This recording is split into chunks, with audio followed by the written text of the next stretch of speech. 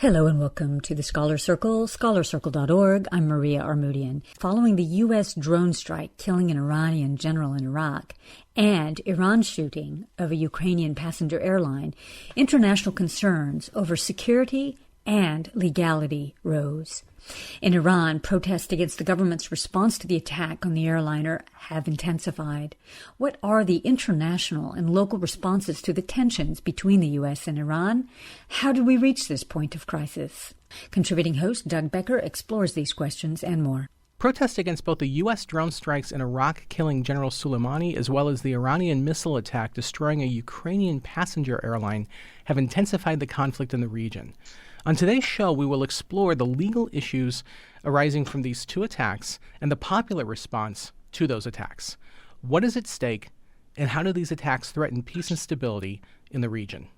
Our panel today is Nader Hashemi, who is the director of the Center for Middle East Studies and associate professor at the Josef Korbel School of International Studies at the University of Denver, Colorado. He is the author of Playing with Fire, Trump, the Saudi-Iranian Rivalry, and the Geopolitics of Sectarianism in the Middle East. Asli Bâli is professor of law at UCLA School of Law. She is author of Constitution Writing, Religion and Democracy. And Nayereh Tohidi is director of Middle East and Islamic Studies at California State University, Northridge. She has written Feminism, Democracy, and Islam in Iran. Professor Hashemi, what are some of the legal issues that have arisen from the different acts, the drone strike, the missile strike, and the Iranian response to some of the popular protests? Well, actually, Asli is our legal scholar here in this conversation, so I think she's better qualified to answer that question.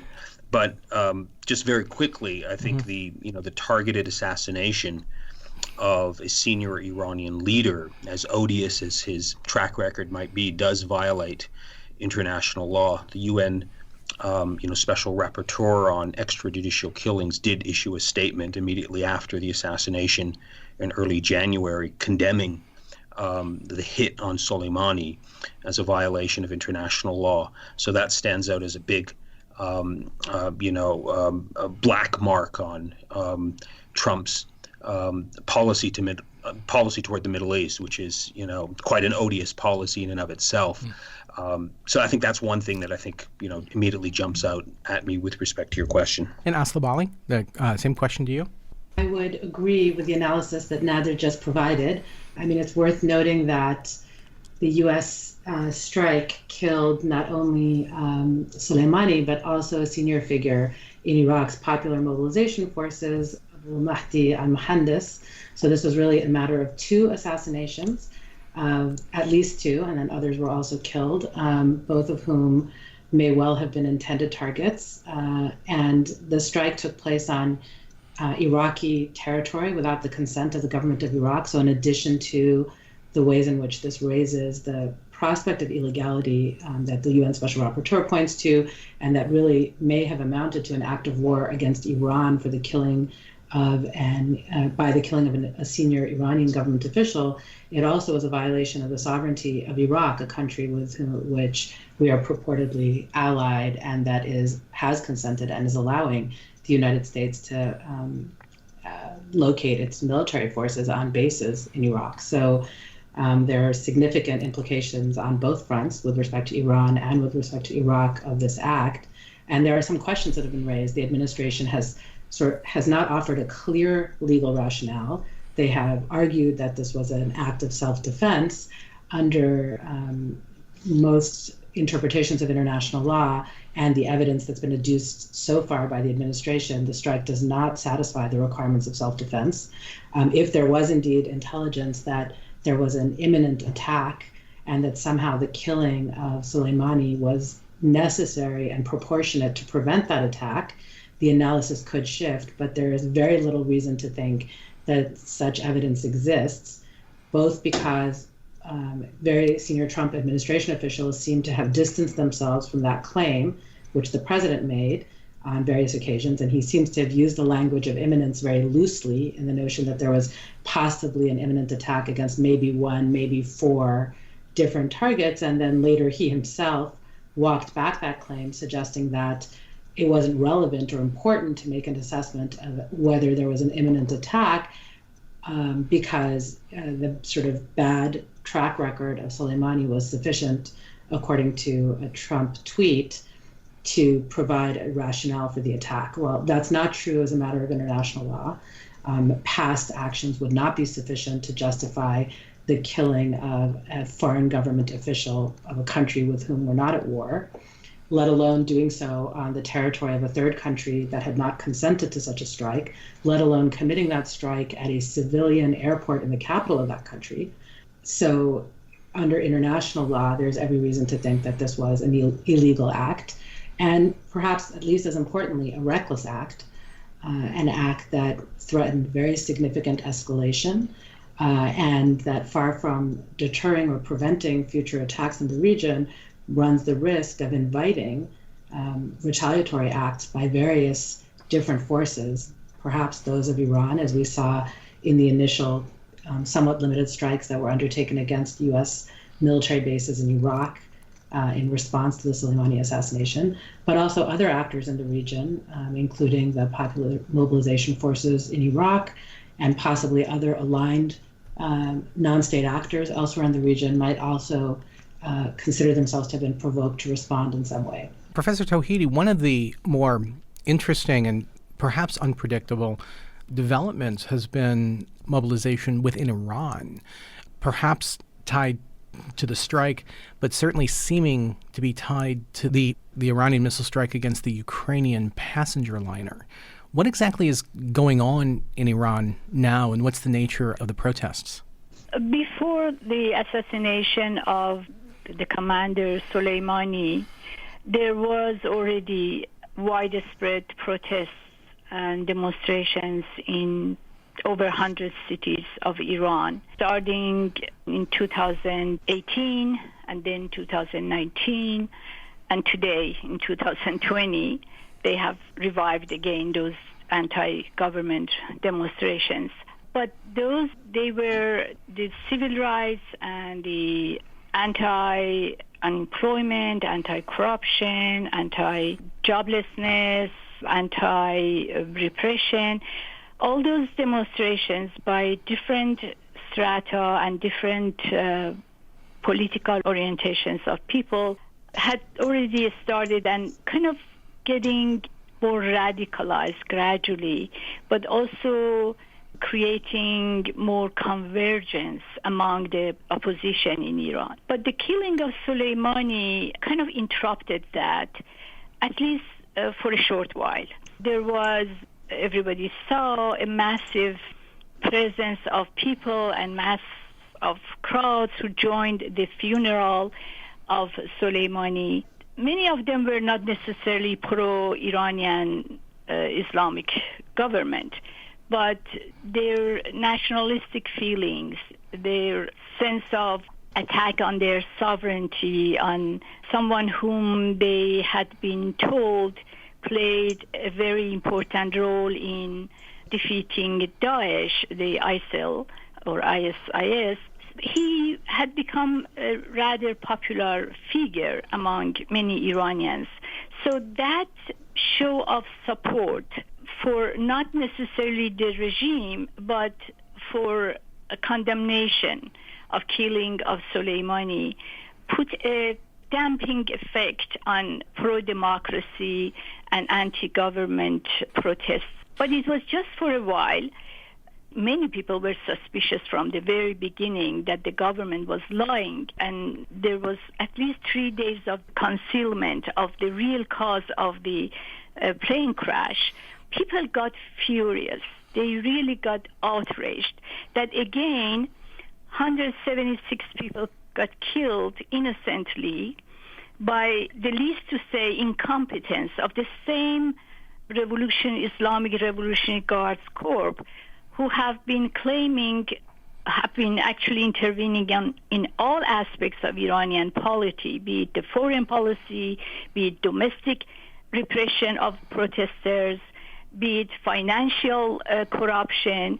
So they see the Sepah, that is the Revolutionary Guards, as the main force and the deep state of the Islamic government in Iran, Islamic Republic. So the anger, the frustration with the Revolutionary Guard just overshadowed the previous, kind of sign of unity among people and the government. And then you saw very immediately the outpour of, especially initiated this time by students on different campuses in different cities, that they not only showed their outrage through very radicalized slogans against the Revolutionary Guards and even Soleimani. They called Soleimani by name as a murderer, and also the Sepah, the Revolutionary Guards, as a murdering, as a repressive force, and then attached them to the supreme leader. At least I was hearing this slogan for the first time from students who are usually very measured about the type of slogans they use, as more, educated and more conscious and more progressive segment of Iranian society. But this time they were calling the commander-in-chief, that is the supreme leader, should resign. The Soleimani was a murderer, and his supporter, that is the supreme leader, is an ignorant, to say the least. That is what they were saying, or he too is a murderer. So these are very radicalized slogans that have been continuing since January 12 or 13. I feel like not only students who initiated this, wave of protests after the dawning of the airplane, but also many other segments of the Iranian civil society, like the writers, the artists, the journalists, women's rights activists, labor rights activists. They are all showing their anger, their frustration, and they are almost all calling for resignation of the supreme leader. Very interesting. And Nader Hashemi, what Professor Tohidi just described was something that probably we wouldn't have predicted, but with the U.S. policy of maximum pressure seeking some degree of regime change, how successful has that been, or at least how successful could it be with some of these recent developments in Iran? Well, I think it's having the opposite effect. There's a lot of examples that one could cite, but since we were just talking about the Soleimani assassination, we can just briefly discuss, what happened in the days and weeks after that hit. That assassination was a lifeline, I would argue, that was thrown from the Trump administration to the Islamic Republic, which they seized, and they tried to milk it for everything that it was worth. They were able to shift the narrative inside Iran, which was focusing on the legacy of the November protests, and shift attention to Iran's external problems, focusing the nation's attention on U.S. foreign policy and on the theme of anti-imperialism, and forgetting, the November massacres that took place. So this was, I think, a huge. This is part of the larger policy where I think, if you analyze it closely, you'll see that this policy of sanctions, threats, intimidation, assassination is actually exactly the type of discourse that the Islamic Republic of Iran and its leaders want to engage in, and that's exactly what happened. That massive funeral that was just being discussed was a way that the Islamic Republic, mobilized people around the theme of anti-imperialism and nationalism to forget about the domestic demands for democracy. So, long story short, I think Trump's policies and the advisors, the Iran advisors in the White House, they really live in many ways in a parallel universe. They think that if you just squeeze Iran, if you talk tough, if Pompeo sends out a few tweets claiming that he's on the side of the Iranian people, that people there are going to believe that type of rhetoric, as if everyone there is somewhat an ignoramus. There's a lot of smart people in Iran, and they realize the destructive policies that are being imposed on them, and how this administration in Washington, has implemented a travel ban, a Muslim ban that includes Iranians. So all of these policies, when you look at it, I think are actually strengthening the Islamic Republic. There used to be, deep diffusion and debate in Iran after the signing of the nuclear agreement among the ruling elites over the future direction of the country. As a result of Trump's external pressure, those, elite divisions have now consolidated themselves, and now they're all singing from the same sort of playbook. So I think, this has been a disaster for any hope for internal political transformation. And I'm just hoping that perhaps, in November, that there might be a better president in the White House that has a deeper sense of history and the realities of what's happening inside Iran, and can pursue, I think, a policy of a very different policy that can open up some political space for the prospects of democratic change. You're listening to Scholar Circle, scholarcircle.org. Our topic is Iran and the international and local responses to the increased tensions. Asli Bâli, the Trump administration has accused Iran of illegality. How important are those accusations, and how accurate are they? I'll begin with the point about Iranian illegal action with respect to support for non-state actors. In fact, the level of support that Iran provides to non-state actors, here the question was really in Iraq, but the same sets of questions arise in Yemen and elsewhere, actually do not trigger the threshold of illegality that has been cited oftentimes here in the U.S. So the U.S. wanted to attribute to Iran responsibility for actions or attacks that were undertaken by some of these actors, whether it's Kataib Hezbollah or the Popular Mobilization Forces in Iraq or Houthis. But actually, international law requires a much higher standard of involvement by a state actor for actions by non-state actors to be attributable to that state actor. So Iran would have to be effectively controlling and commanding these actors, and there hasn't been a lot of evidence adduced to suggest that that level of control is actually present. There are 2 points that I would like to make. One of them ties to the comments that Nayereh and Nader were just providing.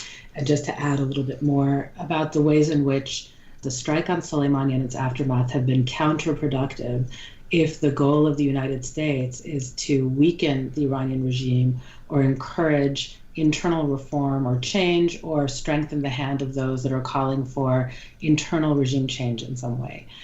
All of the points that Nader and Nayereh made were exactly right, that by engaging in an assassination, there was a rally around the flag effect within Iran, with an otherwise divided elite increasingly consolidating a position around what would best be understood as a hardline nationalist position in Iran at a time when the country seems to be under siege from the United States, whether it's because of the maximum pressure campaign of enormous economic sanctions, the withdrawal from a nuclear agreement, notwithstanding Iranian compliance with the terms of that agreement, or now in a strike to kill a senior government official. Beyond these points, I would also note that President Trump used threats over Twitter suggesting that he would authorize strikes targeting Iran's important cultural sites in the aftermath of that strike against Soleimani. And this, too, produced an enormous impact domestically within Iran. So even those who might not otherwise have turned out for a Soleimani funeral, those who just days before the strike against Soleimani were themselves protesting against the government, would nonetheless come out into the streets in defense of the cultural heritage of Iran. The idea that the global hegemon is threatening to engage in military attacks against Iran's cultural heritage is, of course, from the perspective of any Iranian, an outrage. And moreover, once again, is a threat that is utterly illegal under international law. The Hague Convention for the Protection of Cultural Property is a treaty that prohibits targeting of cultural sites in this way, and the United States is a party to that treaty. So those kinds of threats only further reflect the counterproductive nature of the strike that Nader and Nayereh were pointing towards. I would note, however, that Iran is not the only country that was experiencing protests that prior to the strike against Soleimani were tied partly to the Iranian presence in other countries. So Iraq has been experiencing very serious protests in the fall and winter of 2019 through December. Lebanon has been experiencing very significant protests. And in these countries, part of the source of protests has been the size of Iranian influence in these countries. In the aftermath of the strike against Soleimani, however, that aspect of the protests in Iraq and Lebanon have subsided. The notion that people will take to the streets to decry Iranian presence at a time when the United States appears to be escalating a confrontation with Iran and threatening a war with Iran is just no longer feasible. So you don't see protests against Iran's presence in Iraq or Iran's presence in Lebanon in the same way that you did prior to the strike. So whereas within Iran, other events, notably the downing of the civilian airliner, have diverted attention back to mismanagement, corruption, incompetence, etc., of the Iranian regime. In Iraq and Lebanon, the downing of that civilian airliner hasn't had quite the same effect. So there's a continuing sort of ramification of the U.S. decision to strike Soleimani that has really, I think, caused a stepping away from criticism of Iran elsewhere in the region, and that's worth appreciating. In terms of the civilian airliner, I think it's worth answering your question about what we can expect. Unlike the Soleimani strike, the Iranian strike against the civilian airliner was immediately attributed to human error. So it was not a deliberate strike, it was a mistake. From all of the intelligence that's available at this point based on Iranian admission and others' investigation, it does seem as if an anti-aircraft system operator that was a member of the Iranian Revolutionary Guard Corps misidentified the civilian airliner and targeted it as a consequence of the kind of heightened crisis environment that existed in Iran with fears of further U.S. strikes following the strike against Soleimani. The Iranian claim that this was attributable to human error has widely been treated as credible, in part because Iran is the country that lost the largest number of nationals as a consequence of the downing of that flight. More Iranians or people who are ethnically Iranian were present on that plane than people of any other nationality. Iran is also committed to prosecute anyone who is responsible for that strike. Of course, there have been very significant consequences for Iran beyond the deaths of so many Iranian nationals. Many countries have canceled flights. Ukraine and Canada, which are the other two countries that lost the most citizens in the strike, are demanding financial compensation, understandably, and participation in the investigation as to the circumstances of the strike. There's a real likelihood that plaintiffs will be able to sue Iran and hold it liable for having kept its airspace open at a time when there was a brewing military confrontation with the United States.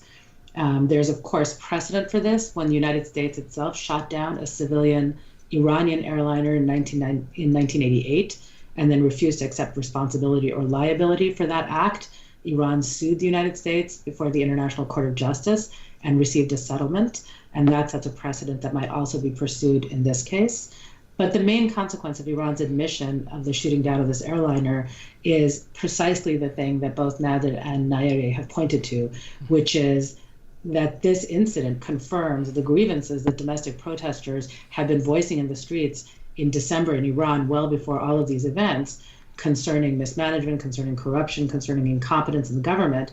And certainly the shooting down of the airliner has resulted in a resumption and a fueling of further protests in the wake of a moment in which you had seen much greater unity between elites and the public in the immediate aftermath of the killing of Soleimani, when huge numbers of Iranians were willing to come out to recognize the sort of attack against Iran that the strike on Soleimani had been. And also, as I suggested a moment ago, many people may also have been motivated to take to the streets in defense of Iranian cultural heritage in the face of a threat from the US president to strike Iranian cultural sites. So that moment that produced tremendous national unity has dissipated with the downing of this airliner, and the most important kind of consequence Iran is facing is the domestic blowback from that action. So, Professor Tohidi, your response to some of these issues that were raised? I think we are getting now very one-sided, I'm afraid, not looking at the Iranian government's role in this whole thing more critically and more realistically. we don't want to look through what Iranians feel and what are their demands and the whole, internal politics of Iran through the internal politics of the U.S. We should not analyze everything through our very valid concern against war and against the imperialistic interventions of the U.S. power and reckless acts of President Trump or lack of any strategy or vision on part of the U.S. President government of what they are really doing in Iran and what do they want for Iran, especially when the question of democracy and human rights are concerned. But I have two issues here with what Asli said.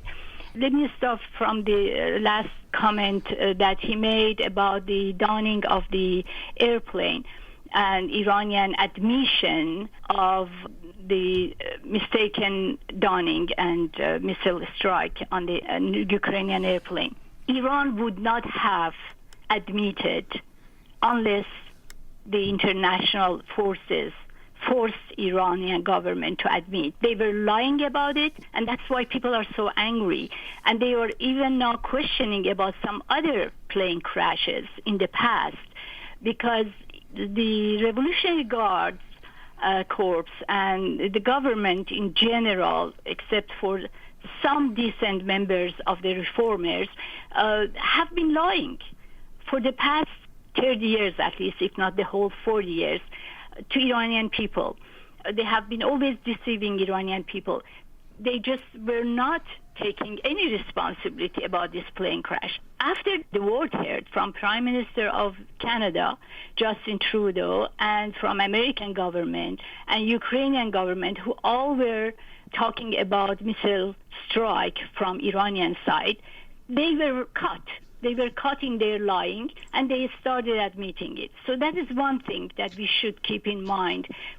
The other issue is that many Iranians, especially pro-democracy, pro-human rights advocates, like feminists, like progressive student movement, labor movement, they are in a dilemma now. They have many mixed feelings about even killing of Soleimani. I mean, as a sociologist, psychologist, I cannot not see this fact that many, even progressive Iranians, were happy about killing of Soleimani, because they see him not as a hero, but look at Syrians. How do Syrians feel about Soleimani? And the way that Soleimani helped Assad to stay in power, the way that Soleimani himself went to Russia and talked with Putin for 1 hour and 90 minutes to convince Putin and Russia to get involved in Syria and save regimes of Assad. The way that Soleimani goes to Iraq and tells the Iraqi government, let me teach you how to repress the anti-Iran or anti-government protests of Iraqis in Iraq. So he has been playing very cynical role in the region. He's not my hero. He's not many people of Iran or Iraq or Afghanistan's hero. So Iran has been after building a mini empire. In their vision, it is a new Shia caliphate. So they are, in other words, Iranians are now caught in between two imperialistic forces. Trump on the one side and Iranian regime on the other side. They are not different from each other in the nature of being repressive, anti and corrupt and deceptive and all that. So the only difference is that one is smaller and less powerful than the other one. So unfortunately, the progressives in the West, many of the members of the left don't see the complexity and the context of Iranian politics, and they try to just, as an American, see everything from a very U.S.-centric perspective and then just condemn the Trump's action, which I condemn too, but they stop there. Even Democrats now because they are so afraid of giving any credit to Trump, and they're worried that Trump may use this kind of interventions and military strikes to his political benefit. So they are silent about Iranian people's legitimate fight for democracy. Even Nancy Pelosi made a statement that angered many Iranian progressive people who are not pro-Trump, but nevertheless they want to receive support from Democrats, from progressive forces in the U.S. and in other countries. Okay. In other countries. So I know that we don't have much time left, but I really urge people, scholars, advocates of human rights, women's rights, and democracy to stop seeing things from only through, colored through anti-imperialism or U.S. Domestic politics. It's more complex than that. And with that, we're going to need to end there. Thank you very much. Thanks. Thank you. Thank you very much. Nader Hashemi is the director of the Center for Middle East Studies and associate professor at the Josef Korbel School of International Studies at the University of Denver, Colorado. He is author of Playing with Fire, Trump, the Saudi-Iranian Rivalry, and the Geopolitics of Sectarianism in the Middle East. Asli Bâli is professor of law at UCLA School of Law. She is the author of Constitution Writing, Religion, and Democracy. Nayereh Tohidi is director of Middle Eastern and Islamic Studies at California State University, Northridge. She has written Feminism, Democracy, and Islamism in Iran.